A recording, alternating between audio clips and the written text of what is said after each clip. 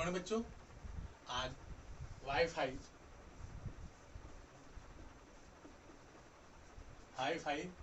Example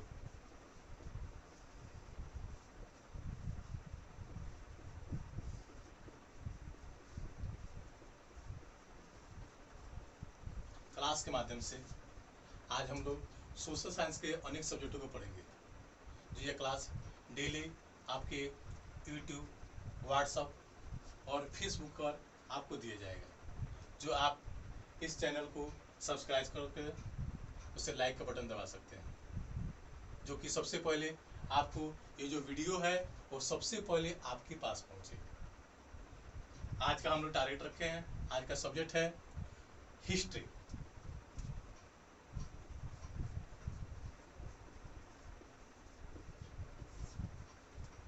जिसमें हमको आज पढ़ना है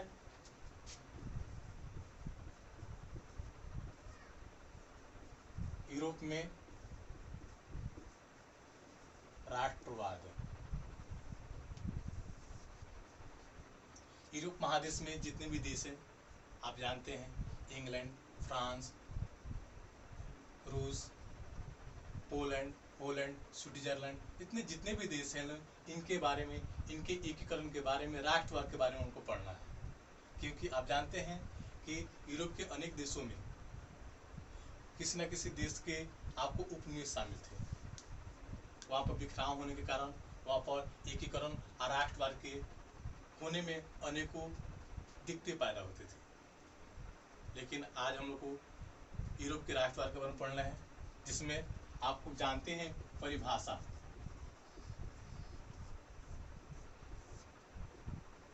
राष्ट्रवाद क्या है, यह क्वेश्चन भी आता है।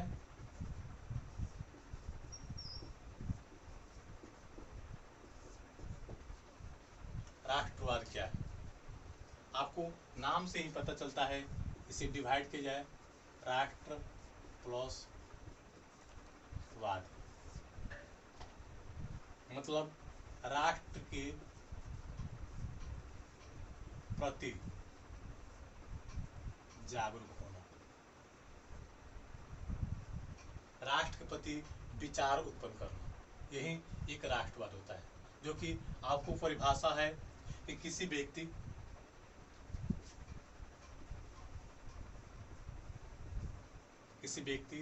या समुदाय के द्वारा, किसी व्यक्ति या समुदाय के द्वारा राष्ट्र के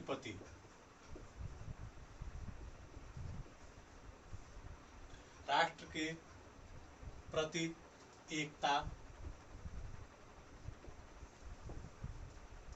विशिष्टता,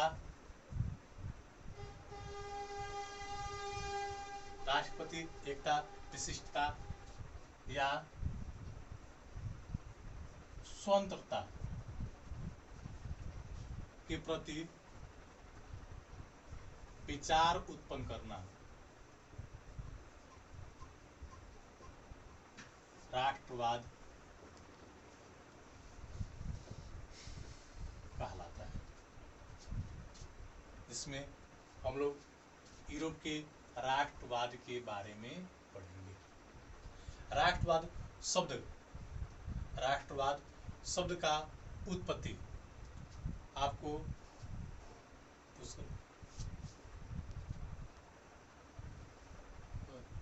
राष्ट्रवाद शब्द की उत्पत्ति अनरेस्ट या रस्टन, ठीक है, अनरस्टन रेनन ने किया था। इसके जनक बीसी माना जाता है, जो लगभग 19वीं शताब्दी के आसपास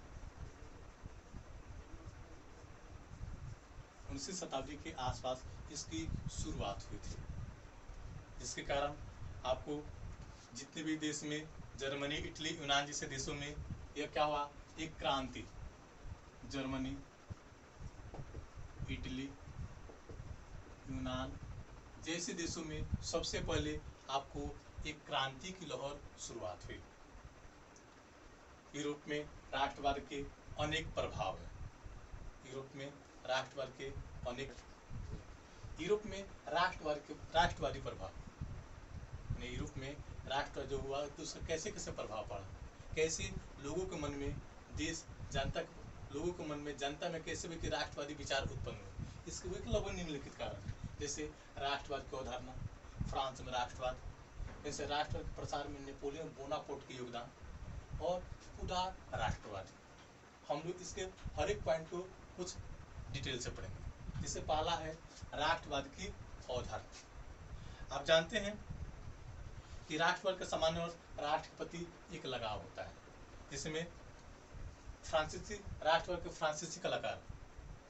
के फ्रांसीसी कलाकार सोरियू ने कलाकृति के माध्यम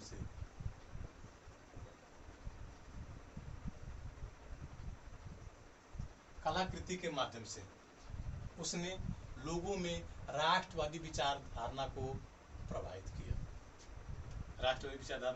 प्रभावित किया। उसने कपड़े पर पेंटिंग बनाकर, डिजाइन बनाकर राष्ट्रवाद को प्रसारित किया। फ्रांस में 1789 की क्रांति के बाद नेपोलियन बोनापार्ट भी आपको एकीकरण को बढ़ावा दिया।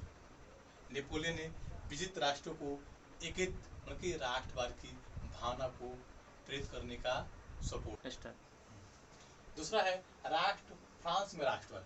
तो फ्रांस में राष्ट्रवाद, आप जानते हैं कि क्रांति के पूर्व फ्रांस में ब्रो राजवंश निरंकुश शासन था, जो जानते हैं कि अत्याचारी अनिरंकुश थे। क्रांति के समय लुई 16 वहाँ का राजा था। आपको मालूम होगा, उसने बोला था मैं ही राज्य हूँ और मेरे विचार ही कानून है, जो कि आप 9th क्लास में पढ़ेंगे। क्रांति ने तानाशाही शासन को समाप्त कर जनता ने सत्ता को अपने हाथ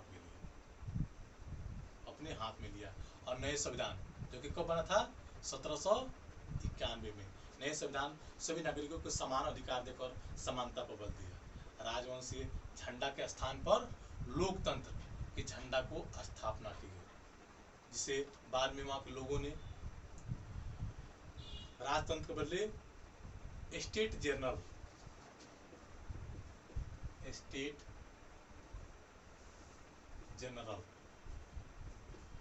संसद कहते हैं, स्टेट जनरल की स्थापना की और इससे तंग आकर लगभग 1793 में लुई 16 को फांसी दे दी गई, जिसके चलते वहां पर लगभग कुछ समय के लिए वहां पर राजतंत्र की समाप्ति हो गई। फिर उसके बाद राष्ट्रवाद के प्रसार में नेपोलियन बोनापार्ट की योगदान। आप जानते हैं नेपोलियन ने 1799 में डायरेक्टरी के शासनकाल को समाप्त कर प्रथम काउंसिल का एक रूप दिया और 1704 में फ्रांस का एक सम्राट बनाया, जिसने नेपोलियन ने ऑस्ट्रिया, इटली और ब्रिटेन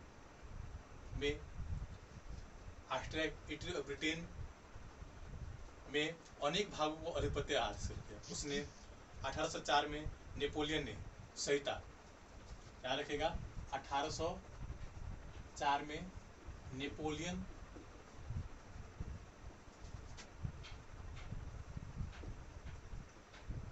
संहिता मतलब कि संविधान के रूप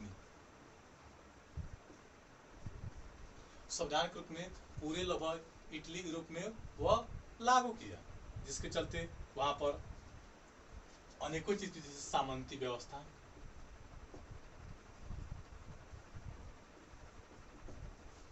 ठीक है, सामंती व्यवस्था, मापतौल, मुद्रा प्रणाली जैसे व्यवस्था को उसने, ठीक है, जैसे व्यवस्था को उसने लागू किया। सामंती व्यवस्था को समाप्त किया, लेकिन मापतौल और मुद्रा व्यवस्था को उसने लागू किया और उद्योग धंधे भी स्थापित किए।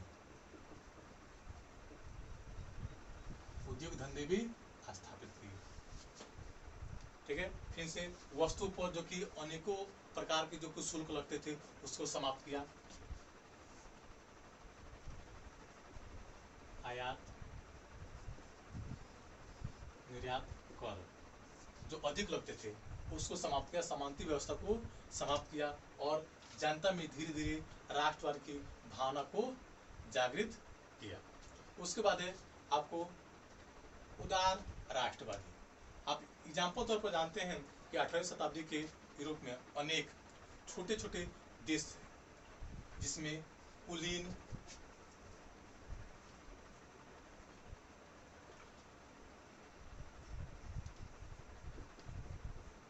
लोग जो थे और फिर से पादरियों का हाथ में आपको व्यवस्था चलती थी। ये लोग अपने मन से जो भी कानून बनाते थे उसके माध्यम से मध्यम वर्ग और क्या करते हैं वे कि चतुर्थ वर्गीय वर्ग के लोग उसको काम करते थे। लेकिन जब यह जाति बाद में क्या हो कि जितने भी लोग थे उन्होंने एक जाति, एक भाषा, एक संप्रदाय के नाम पर जब आंदोलन मन के देश का मांग शुरू किया, आंदोलन करना शुरू किए, जितने भी कुलीन लोग थे इनकी धीरे धीरे ये लोगों को बात मानना शुरू की और बाद में उन्होंने सामाजिक आधार पर आपको राष्ट्रवाद शुरू किया गया। उदार राष्ट्रवादी में यह प्रॉब्लम थी कि उदारवादियों ने यह सरकार से डिमांड की कि हम लोग को मुताबिक यह संविधान लागू कीजिए, लेकिन सरकार जो थी उसने लागू नहीं की, जिसके चलते देश स्वतंत्र कुछ होने के बाद भी वो उतनी सामयिकता नहीं थी। बाद में महिलाओं ने अपने मताधिकार का मांग भी किया। 1834 में प्रासा ने शुल्क संघ 1834 में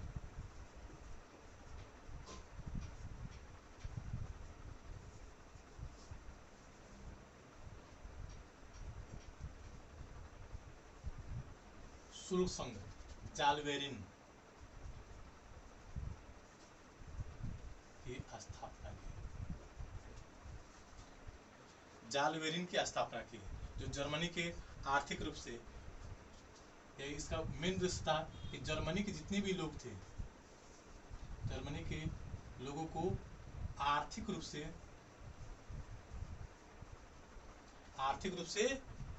एकत्र करना, एक दूसरे को एक माला के रूप में बांधना, जो कि इस रूल के द्वारा अनेक जो कि बेकार जो कि आपको समानती व्यवस्था थे, आयात निर्यात के जो कि कर थे, इसको क्या किया गया, समाप्त किया गया। यूरोप के राष्ट्रवाद में कुछ लोग ऐसे भी थे जो कि रूढ़िवाद का पूर्ण स्थापना किया। रूढ़िवाद मतलब कि राष्ट्रवाद के रास्ते में एक रूढ़ा पाया जाओ, जैसे पाला था वियना कांग्रेस। आप वियना कांग्रेस में जानते हैं कि 1815 में वाटरलू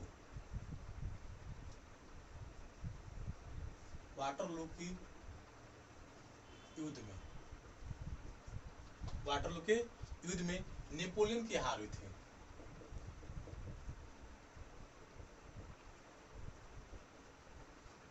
जिसके चलते पूर्ण यूरोप में ब्रिटेन,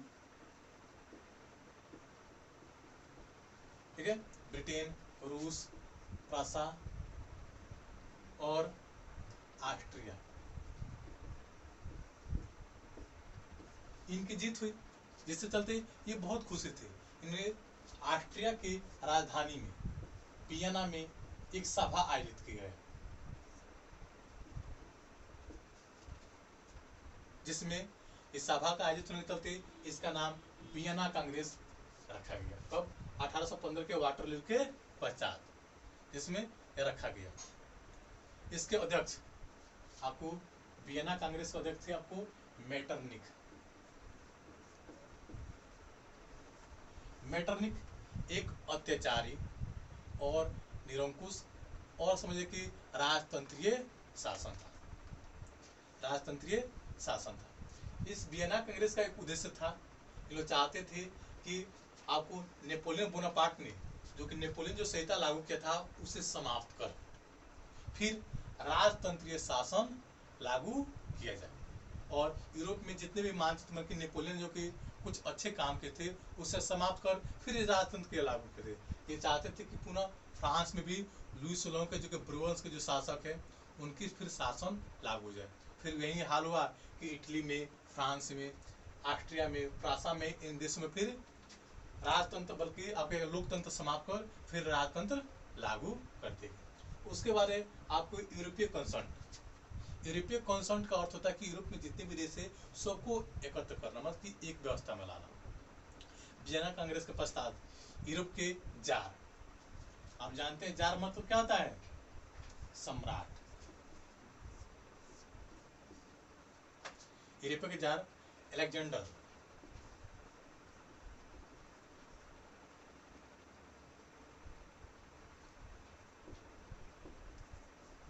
अलेक्जेंडर ने, ठीक है, यूरोप के अलेक्जेंडर ने पवित्र संघ तथा ऑस्ट्रिया के चांसलर मेटरनिक ने चतुर्थ राष्ट्र मैत्री की स्थापना की।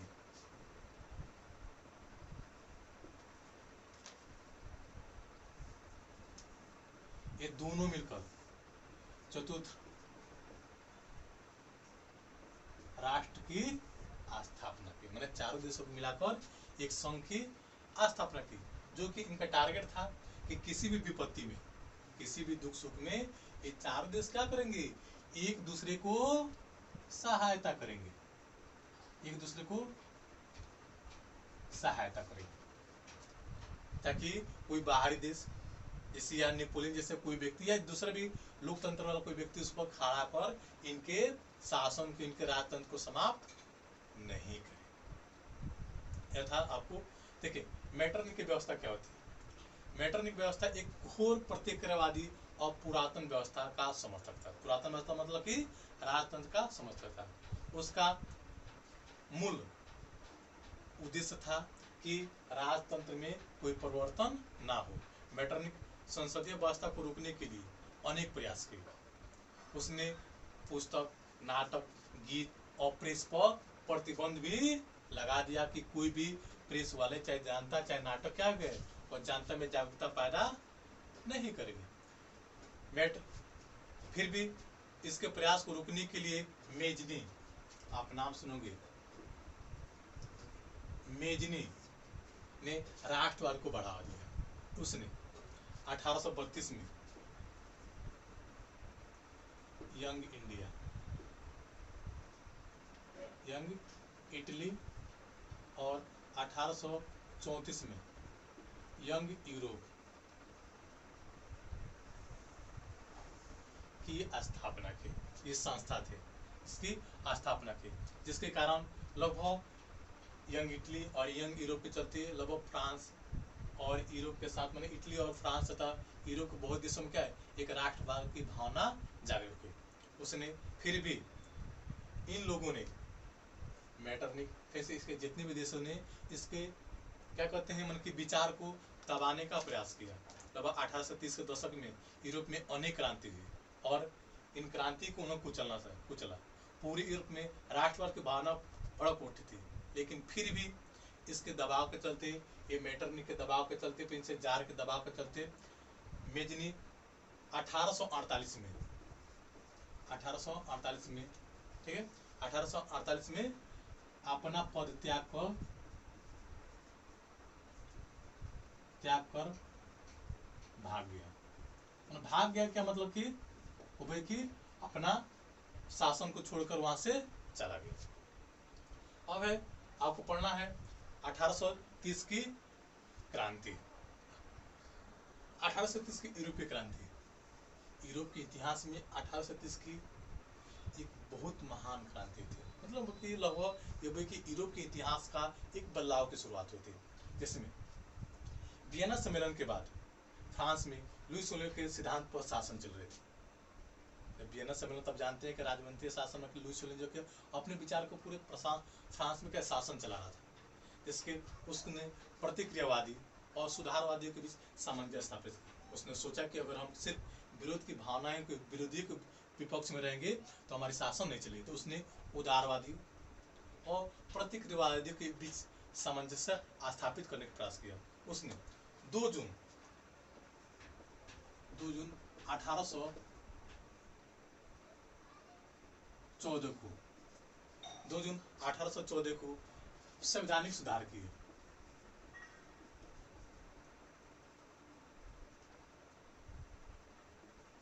संविधान में सुधार किए। कौन? तो लुई 18 सॉरी लुई 18 यह सुधार किए। लुई 18 सुधार किए जिसमें उसने 1824 में लुई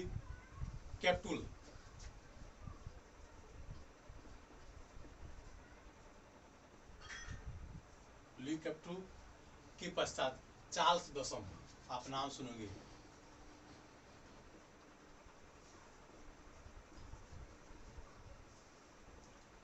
चार्ल्स दशम ने, ठीक है, चार्ल्स दशम ने राजगद्दी पर बैठा, उनके शासन में बैठा।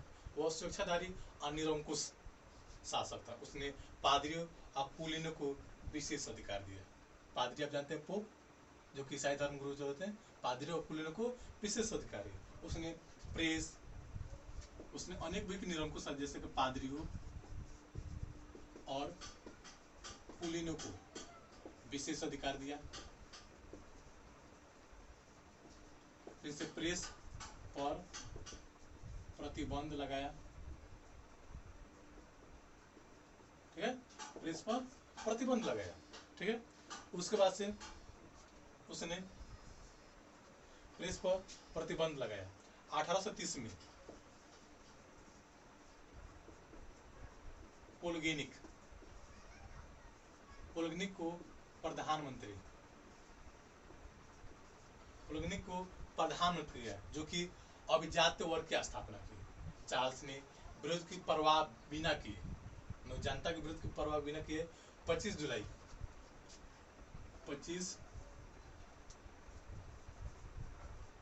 जुलाई 1830 को एक नई अध्यादेश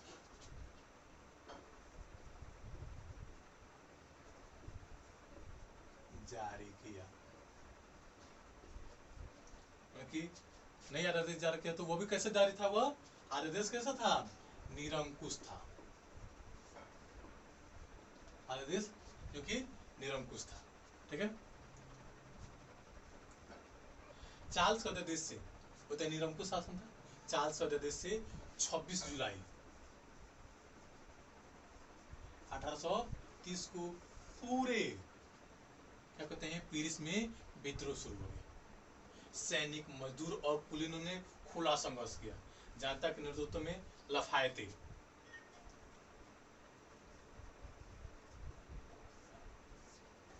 जो कि नेता था वो की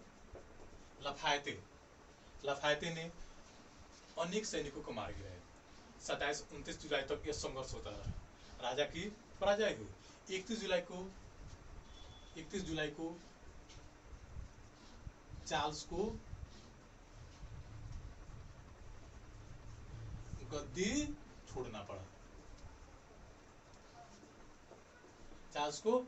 छोड़ना पड़ा। और क्रांति के बाद लुई फिलिप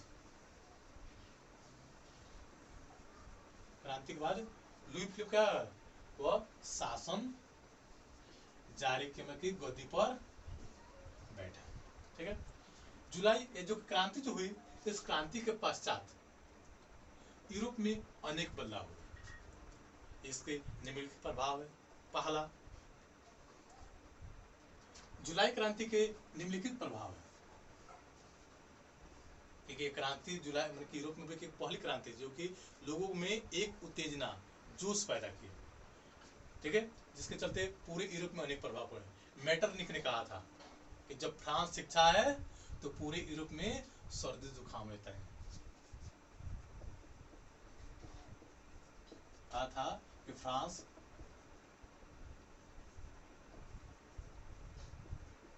सीखता है तो पूरे यूरोप में सर्दी जुकाम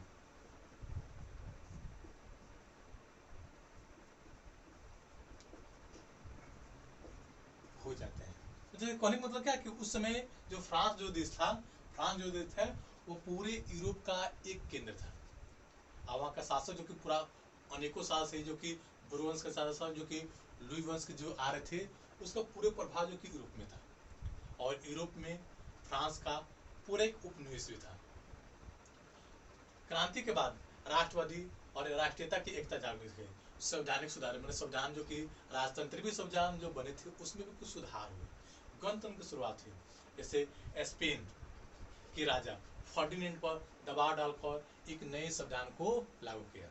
स्पेन के जो राजा थे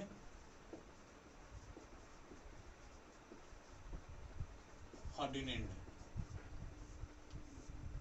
इसका दबाव डाल के क्या हो गया, उस पर एक संविधान को सुधार किए गए और एक नए के राजतंत्र की शुरुआत की गई। उसके बाद से आपको पुर्तगाल में 1828, पुर्तगाल में 1860, पुर्तगाल 1828 में डूम एनुमल, ठीक है, डूम एनुमल चाहे मिंगोल भी से कहा जाता है, डूम एनुमल चाहे मिंगोल ने सत्ता कब्जा किया, लेकिन जानता भी उसे हटाकर एक लोकतंत्रीय संविधान का लागू किया। जानता भी कि फिर से आपको पोप का विरोध हुआ, पोप का विरोध हुआ, फिर से जर्मनी इटली पर, जर्मनी इटली पर इसका प्रभाव पड़ा, उसके शासन व्यवस्था में प्रभाव पड़ा। लोगों ने उसके क्या कहते हैं शासक को हटाना चाहा। फिर से आपको इंग्लैंड में 1688 में गौरवपूर्ण क्रांति, ये विकल्प के क्वेश्चन आते हैं। गौरवपूर्ण क्रांति के पश्चात गौरवपूर्ण क्रांति की एक वे की शुरुआत भी हुई, ठीक है। गौरवपूर्ण क्रांति के सुधार जिसमें अनेकों वे के संवैधानिक सुधार हुए, लेकिन 1832 में संसदीय